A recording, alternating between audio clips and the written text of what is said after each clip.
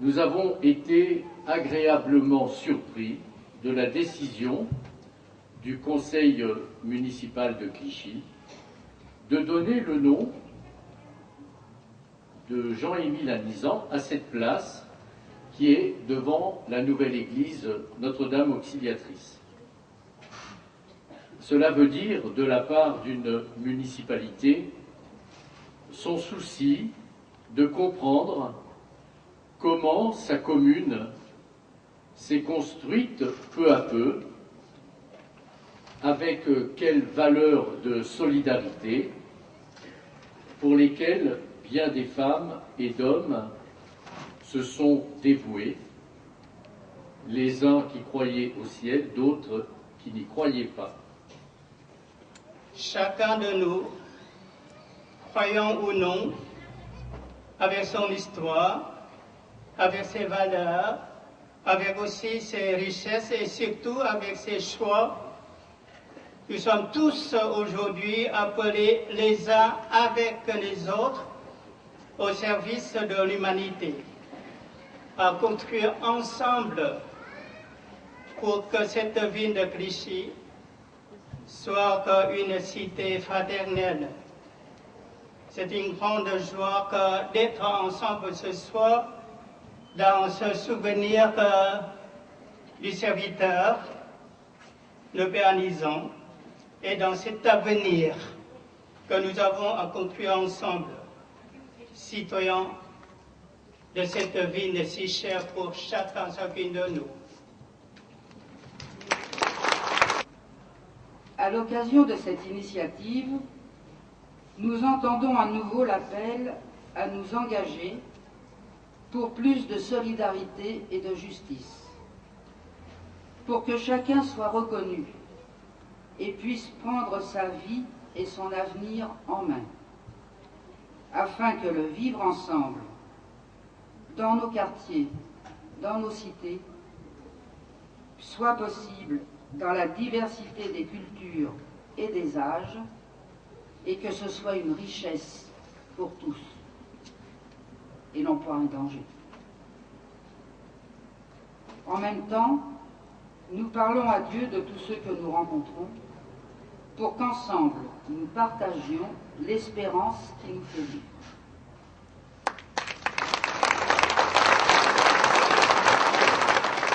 En effet, nous avons décidé en juin 2009 d'honorer le Père Anizan. Nous avions envisagé de faire cette inauguration le jour de la Journée du patrimoine, mais il y avait l'opportunité de ces 10 ans de Notre-Dame Auxiliatrice, qui est une journée disponible et en plus une très belle journée de printemps, donc c'est vraiment une opportunité pour vous comme pour nous. Et on l'a appelé aussi, c'était le surnom qu'il avait à Clichy, le curé des chiffonniers.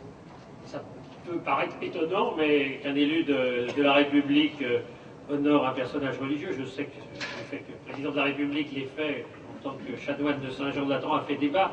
Et je voudrais m'expliquer. Moi, je considère que l'histoire de la ville appartient à tous, et je crois que ceux qui sont intervenus en joie l'ont très bien expliqué, et qu'elle revendique toute sa diversité dans son identité. Et il écrivait, ce ne sont pas les pauvres qui sont faits pour nous, mais nous pour eux. Ce n'est pas à eux de s'adapter à nous, mais à nous de s'adapter à eux. Et effectivement, ça lui vaudra quelques soucis, ça a été dit dans la vie de l'Église, puisqu'il avait déjà été destitué de fonction, et puis ensuite, ce retour en grâce intervient avec le pape Benoît XV, qui était aussi moderniste, et fonda donc ses Fils de la Charité, et donc, on l'a dit en décembre 1918, et je crois que, bien sûr, c'est aux catholiques de rappeler son action catholique, mais aussi de rappeler son engagement humain, social dans cette ville. C'était un homme de terrain, et cette histoire à Clichy s'est faite aussi avec la création de la JOC, avec l'abbé Carly, qui deviendra archevêque de Malines, en Belgique, et le père Quiclet, Georges Quiclet et toute son équipe, l'abbé Guérin, enfin toute cette équipe de la JOC. Je vois encore des anciennes jocistes parmi les fondateurs qui sont parmi nous ici, et ça nous fait beaucoup plaisir de les rencontrer. J'ai eu l'occasion, avant son décès, d'avoir la chance de rencontrer Jeanne Aubert, de faire même de dédicace à la bibliothèque municipale de ses mémoires qu'elle m'avait dédicacées. Là aussi, le père Talvas, fondateur d'Uni et de Vie Libre, donc vraiment une histoire importante au niveau de la ville de Clichy.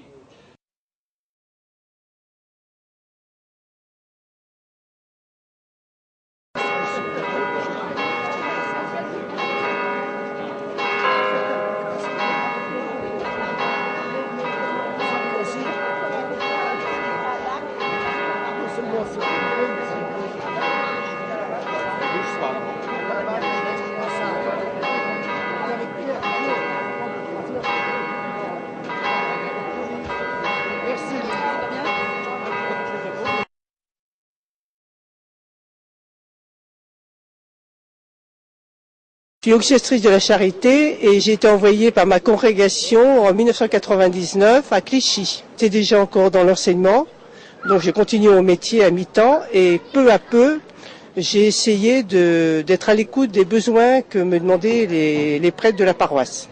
Donc, très vite, j'ai créé une communauté d'aumônerie de seconde, première, terminale. On est arrivé jusqu'à 50 jeunes. Quand je suis arrivé, celle qui me précédait finissait une équipe JOC qui est arrêtée. Et j'ai attendu que, après avoir connu des jeunes par l'aumônerie, j'aurais proposé après l'aumônerie la JOC. Et au cours de ces années, il y a eu 2 ou 3 équipes ensemble. Et quand je suis parti, je suis parti il y a 1 an et demi, il y avait un président fédéral et un fédéral JOC. Eh bien, vous suscitez des vocations, vous.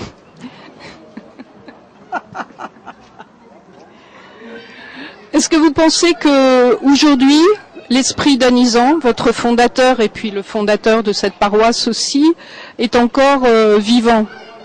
Ah oui, tout à fait. Avoir le mal de Dieu, le mal du peuple, le mal des jeunes, je crois que c'est ce qui m'a conduit tout le temps, car au fur et à mesure, j'ai toujours en même temps approfondi notre spiritualité pour non pas pour vivre de cette spiritualité et la communiquer aux jeunes et aux parents que je rencontrais, parce qu'on a fait aussi une communauté de parents des jeunes de l'aumônerie.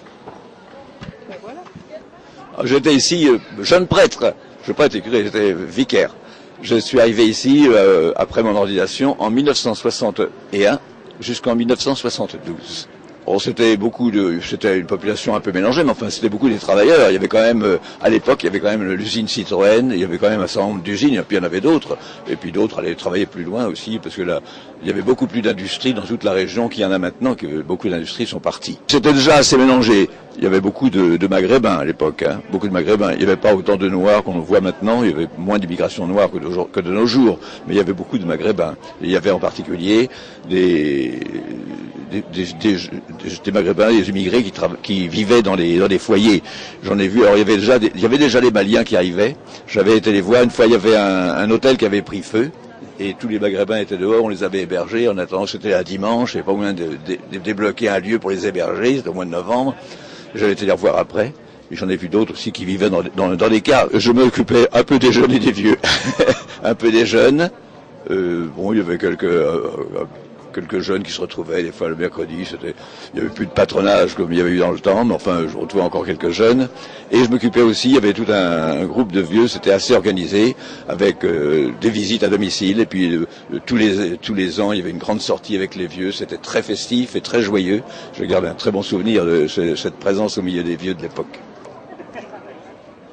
On a connu les Fils de la Charité et Philippe Bradel, nous sommes des enfants de Clichy. On a passé toute notre enfance à Clichy. On était à la jeunesse ouvrière chrétienne et Philippe et d'autres Fils de la Charité étaient les prêtres qui nous accompagnaient. Moi j'étais ouvrier chez Citroën, ici à l'usine de Clichy, militant de la CGT, donc jeunesse ouvrière chrétienne, et les Fils de la Charité, les paroisses, et on faisait partie de tout cet ensemble-là. Nous sommes très liés aux Fils de la Charité toute notre vie. Nous avons été... Ils ont jalonné notre vie, les Fils de la Charité. Voilà. Pendant toute notre existence, nos enfants, nos petits-enfants aussi. Ces prêtres-là sont des prêtres du peuple, près de la vie, du terrain, l'histoire du monde ouvrier, toute cette sensibilité-là qui a été notre histoire aussi à nous, donc qui nous ont accompagnés d'une manière ou d'une autre pendant toute notre vie, quoi. Et Clichy a beaucoup compté, bien évidemment, pour nous et pour tellement d'autres gosses du monde ouvrier à cette époque-là. C'est la reconnaissance de la République à un homme, le père Anizan, qui était très proche des familles démunies, qui était vraiment à leur service. Et d'une certaine façon, on reconnaît toute l'action, toute l'œuvre de père Anizan par cette manifestation.